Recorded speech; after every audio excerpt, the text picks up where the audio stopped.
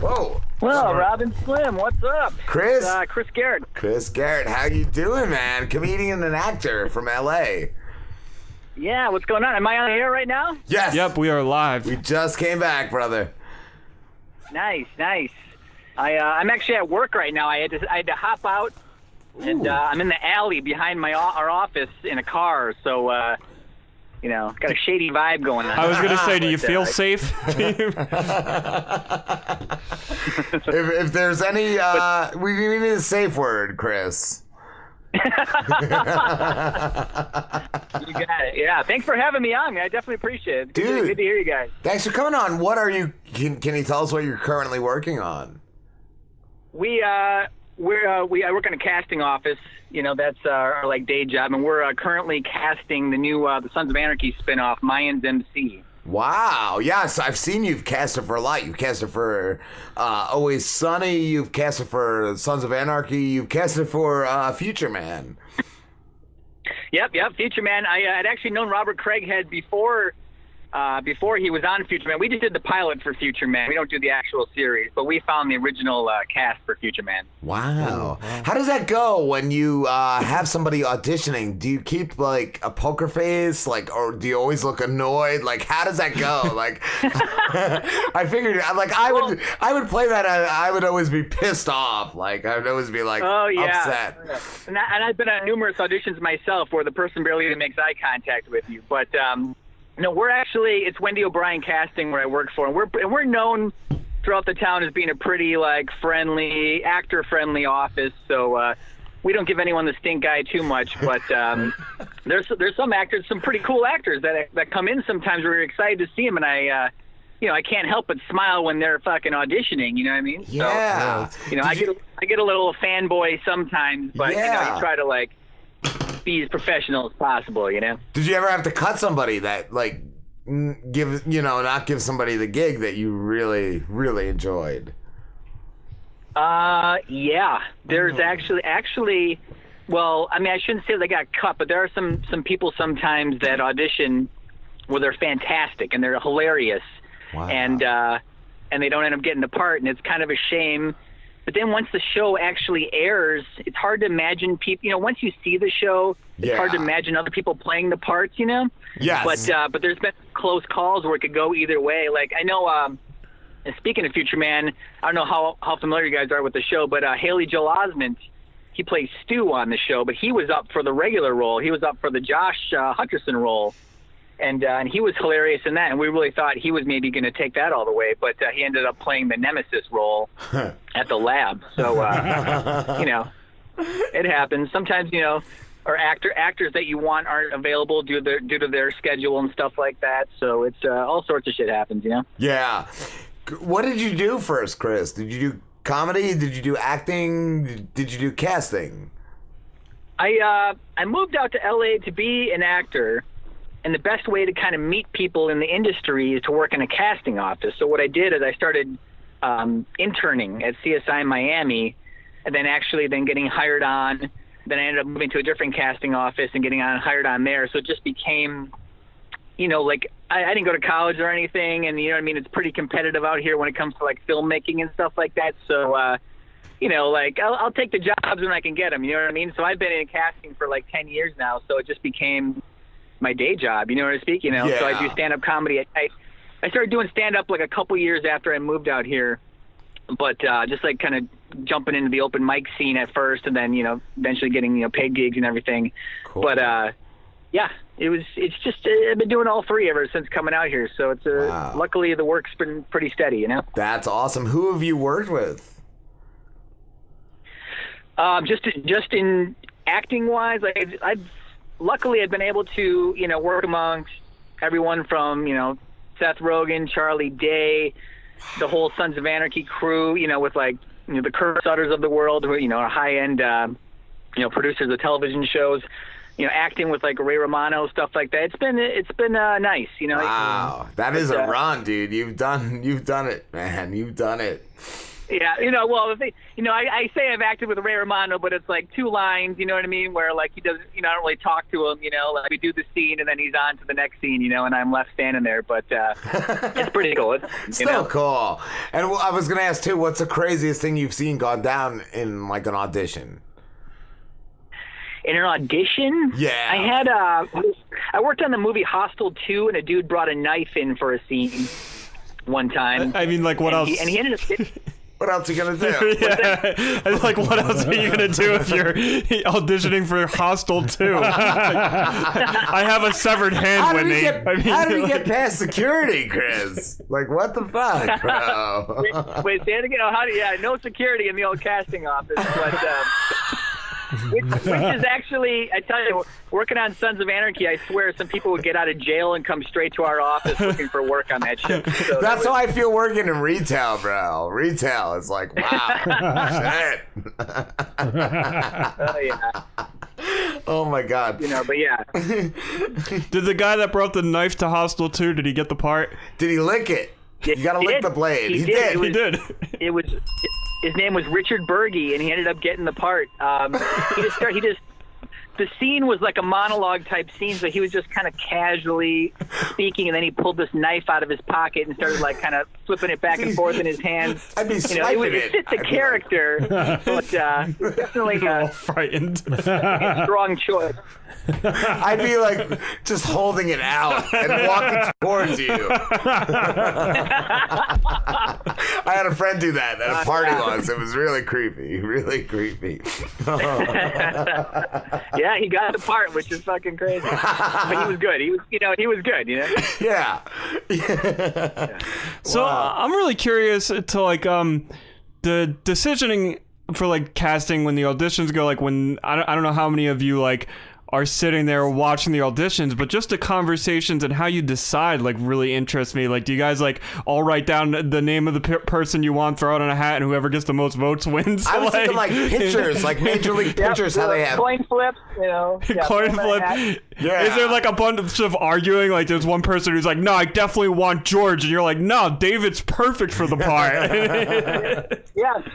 There's time, you know what I mean? There's always, like, it depends on who's all in the room, but in a typical case, there's always, you'll find that the kind of head guy on the totem pole will kind of dictate the way the room kind of steers towards someone. Like, someone could be like, 4 people in a row could be like, I like John.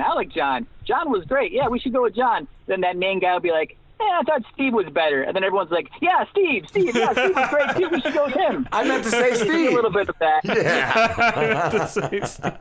But a lot of times it can be pretty obvious sometimes on who stands out. There'll usually be, say you read like audition 10 actors, there'll be 2 that like took it to that next level that that you can strongly consider. Yeah. And now all of you, I guess, like have read the script before you cast anybody. Like, you know what you're looking for. Yeah, it's there's a lot of cooks in the kitchen sometimes, and all have different. They'll see the role different ways, but most of the time everyone's on the same page of what they're looking for. Yeah. There's been numerous times where I'm like, oh, I thought it was more like this, but I guess everyone else thought it was this way. So it doesn't. It's really up to we're our job is to provide the best options and to kind of think outside the box a little bit and just give them a variety of strong choices. Yeah. And then they should be able to. Our goal is to have them have plenty of great options to pick from. Now, I heard you mention Robert Craighead. How did you meet him? Did you meet him on Jizzmaster? I did. Well, actually, I was teaching an acting workshop that he was in. Wow. And then we kind of kept in touch a little bit. And then when I'd already done Jizzmaster, and I think maybe he watched it and said, "Oh, I like that" or something. Then when I wrote Jizzmaster 2, it was funny. I reached out to him to play. Yeah, he wanted to play Mark Dong, the tax man. Yeah. And I love that he was working for the Jizzmaster. He was just trying to get more jizz. Yeah, exactly. Right? I tell you, Craighead, I could tell he really didn't want to do it, but I kind of put the squeeze on him a little bit, where I was like, like he didn't want to, like, he knew I worked in a casting office, so I think I got a pretty good actor for what the role was. You had some dirt on He didn't want to Robert. like burn bridges or something. Yeah. Yeah. I'll get you Future Man if you work in Jizzmaster. Yeah, he got Future Man on his own. I didn't work on the show when Future Man was going on. So Wow. But yeah, he's great though. He's got a great family, and I've a couple of his plays and stuff like that. So he's a good guy. Did what's going on? Who's the main actor? Who was a Jizzmaster? Because he cracked me up, dude. Dude, he's great, right? He is. He is so funny. He embodies the role, and I remember I've been good friends with him for a while. His name's Gary Dubin. You may recognize him from Jaws 2. Jumanji? What's that? Did you say Jumanji 2? No, Jaws 2. Jaws 2. Wow. Yeah. If you ever, are you familiar? You know Jaws 2 pretty well? I haven't seen it in a long time. It's been years. Slambo probably knows. I've only seen the first one, to be honest. The first Jaws movie. What? Dude, Jaws 2's great. Yeah, you gotta watch Jaws 2, man. That's like awesome. Like he gets eaten by the shark in Jaws 2. It's awesome. That was like his thing for years. He was the Jaws 2 guy. You know? I got eaten by the shark in Jaws too. That's great. So I asked.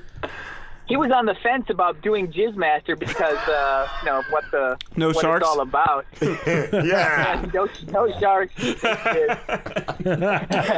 jizz. Dude, it was so good. Me and him had the same agent, and I asked him if he would do the part. And I remember he asked the agent, he's like, should I do this Jizzmaster thing with Chris? And the agent was like, yeah, what else you got going on? Just fucking do it, you know? That's amazing. Holy shit. But he noticed he would never drink jizz on camera. He refused to do it. So if you watch the Jizzmaster 1 and 2 on Funny or Die, you'll never see him drinking jizz, straight from the bag. Yeah, it was like implied, but it was always mixed. got a little taster in there. Yeah. Is there gonna be a Jizzmaster 3, Chris? There was supposed to be a Jizz Jam, a big Jizzmaster 3 party where we'd film this big party scene, and we were going to call it like Escape the Jizz Mountain and all this stuff. But here's the thing.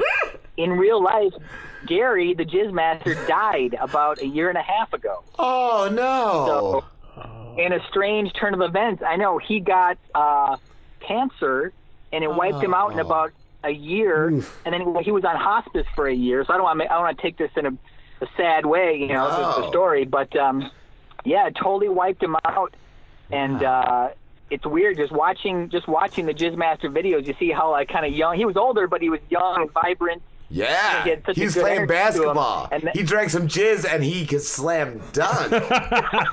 Wait, hold on. Dude. This is a real guy? Yeah, I'm so lost on this. Jizzmaster slam. This dude's real? Yes, he could do anything with some jizz, bro.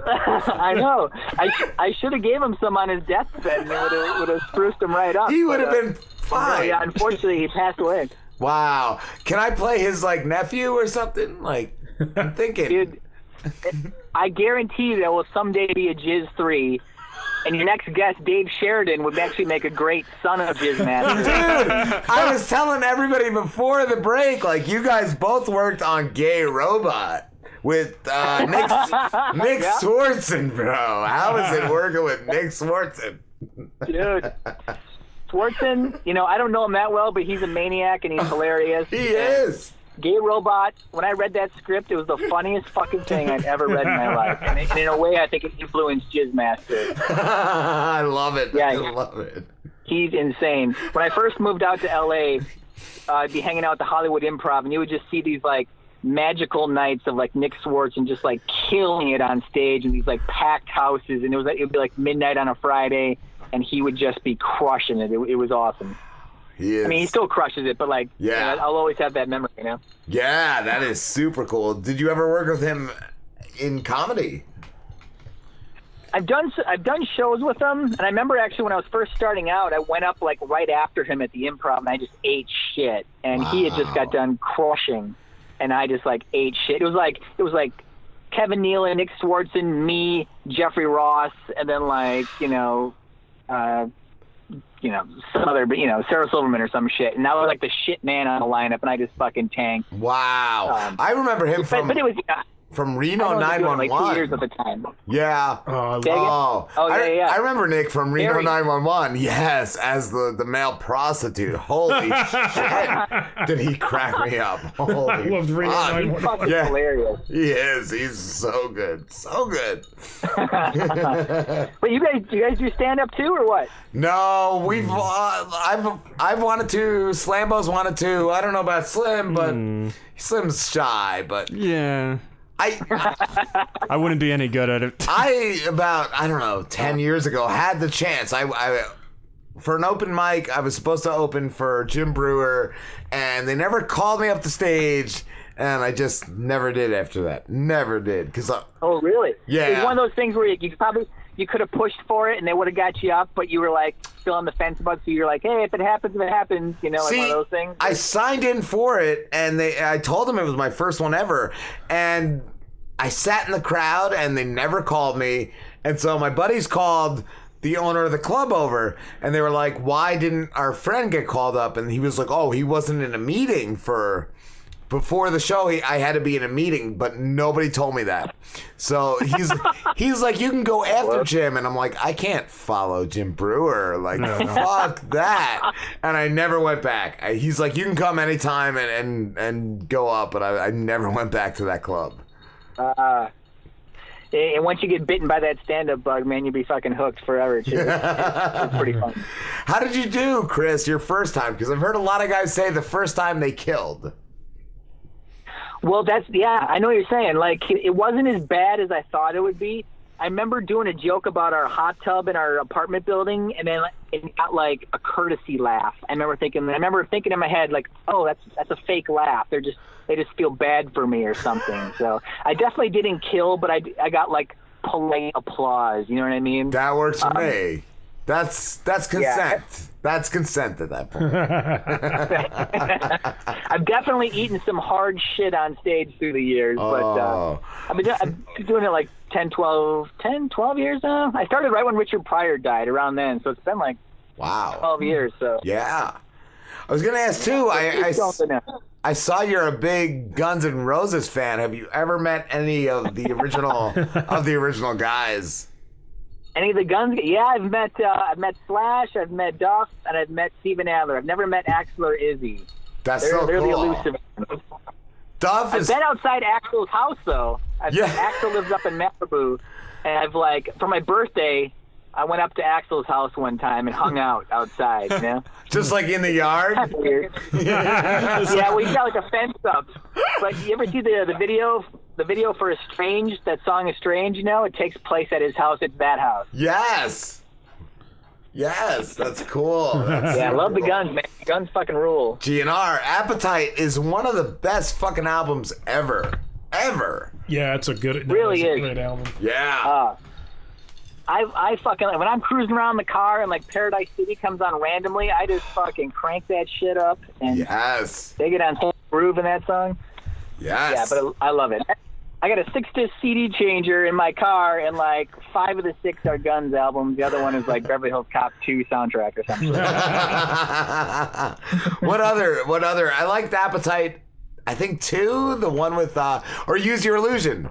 Use Your Illusion. Yeah. 2. That was one of my other favorites. Yeah, You Could Be Mine. It's it's a great November song. Rain. All those songs fucking rock. Yes, November Rain. Holy shit! I never turn that off. And if it comes on, I'm hoping it's at the beginning of that song. That's a sick solo in the middle too. Yes. Awesome. And you got a Nirvana shirt on today. That's like the enemy of Guns N' Roses. Are they? I never knew that. I loved the Nirvana. Love the Nirvana. Yeah, Nirvana's good. I was kind of against them back in the 90s because they kind of helped. I'm a big hair band guy, so they were like part of that movement. They killed switching it. over to the grunge thing. Yeah. Yeah, killed it. Yeah. But I don't mind Nirvana now. It's all good. I've heard a lot of people recently hating on Nirvana. It's like no, I think it's like just to be trendy. Yeah. I don't know. I mean, I'm pretty stuck in the 80s and all my whole life, basically. So, I don't know. But I love, like, iTunes are fucking rock. There's some good ones, you know? Yeah. In Bloom's a great tune. Yeah, it's a good song. So good. Slambo sang one last Yeah, it was semester. Come As You We Are. have an intern, Chris, and yeah, he goes by the semester. I don't know how he's doing anymore. I think he's kind of failing, but last year he sang a Nirvana song, and he turned it into a great medley about this guy. This guy Jay, he annoyed me, so Slambo got an A that semester. The new intern? The old intern was Jay, and the new guy, or what? No, he's executive intern. His name is Slambo. Slamborghini, we called him. Oh yeah, I've heard of him. I've heard his name come up. Your name comes up. That's It amazing. should. It should always come up in court documents. Yeah, exactly. Somebody mentioned him during one of your casting things. They were like, "Man, we really need this Lamborghini." Would you approve the Lamborghini for a role, Chris? Yeah. How about this? I'll send him over some audition scenes, and he can self-tape for it. I would love that. That would be amazing. Oh, I would love that. We'll do it next week. And then you do it. Okay, I'll email you guys over a scene, and maybe from Jizzmaster or something, and he can put it on tape, and we'll see if we got it. He could be like one of the Jizzmasters, like security. He could definitely play security. Jaguar and Feather? Yeah, he's one of those guys. Jizzmaster. Jizzmaster Thrice. That's his name. That's the Jizz Jam. Jizz Jamboree. Jizz Slam. Oh, man. Chris, I also saw you were a radio DJ. How long did you do that for, dude?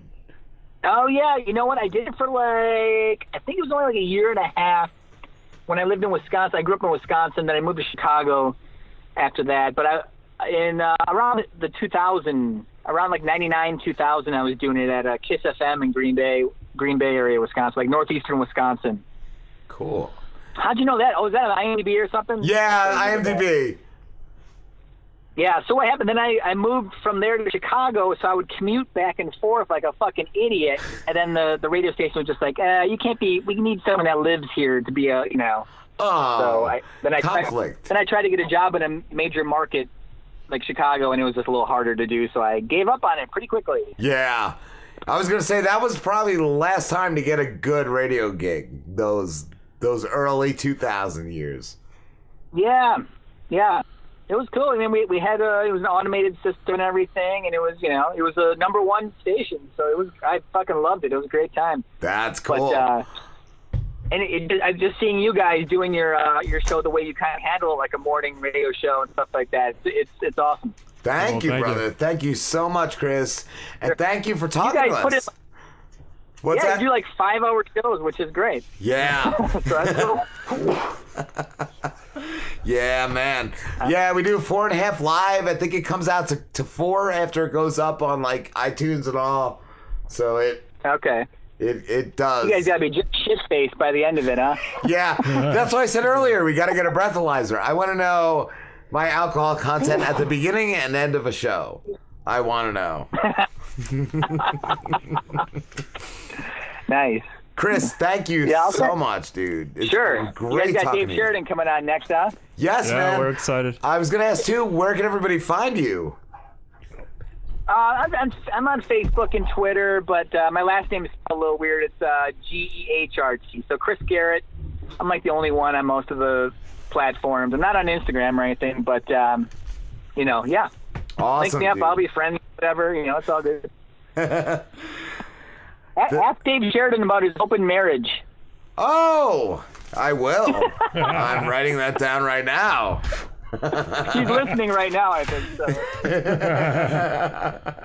I'll explain that someday if I'm ever back on, and he'll probably be like, "What the fuck are you talking about?" Because I haven't seen him in years. But yeah. Yeah. So okay, cool. Thanks, guys. I'll email over that stuff for a Lamborghini. Yes, yeah. Thank you, Chris. You're amazing, dude. Thanks, guys. You guys rock too. I'll talk to you soon. Absolutely. Have a good one, Chris. All right, Have a see you good guys. one, man. Thank you. Later, bro. Later.